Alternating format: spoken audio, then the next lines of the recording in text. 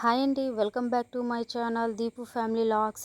So నేను ఈరోజు chapati Hague curry చేసుకున్నానండి. ముందుగా చపాతీ కలిపి పిండి పక్కన పెట్టుకున్నాను.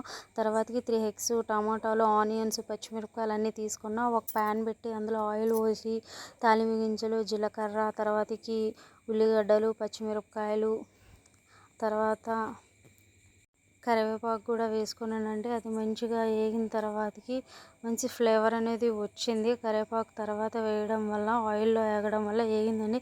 వేగిన తర్వాతకి నేను టమాటాలు వేసుకున్నాను. టమాటాల్లోనే అప్పుడే ఉప్పు కూడా వేసుకున్నానండి. ఇంకా మంచిగా బాయిల్ అయ్యిద్దని సో పసుపు, కారము అంతా వేసి మూత పెట్టాను. మూత పెట్టిన తర్వాతకి ఇంకా బాగా బాయిల్ అయింది.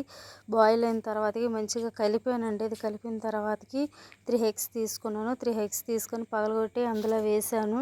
సో 3 ఎగ్స్ అనేది వేసిన తర్వాతకి అది మంచిగా మనం అప్పటికప్పుడే కలుపుకుంటే ఇంకా బాగా పొడి పొడిగా వస్తుందండి. చూడండి ఎంత బాగా వస్తుందో, అది బాగుందండి. నేనైతే హెగ్ కర్రీ ఈరోజు చాలా బాగా ఎంజాయ్ చేస్తూ తిన్నా చపాతీలోని. తర్వాతకి ఆ పక్కనే రైస్ పెట్టేశానండి. రైస్ కూడా అయిపోయింది.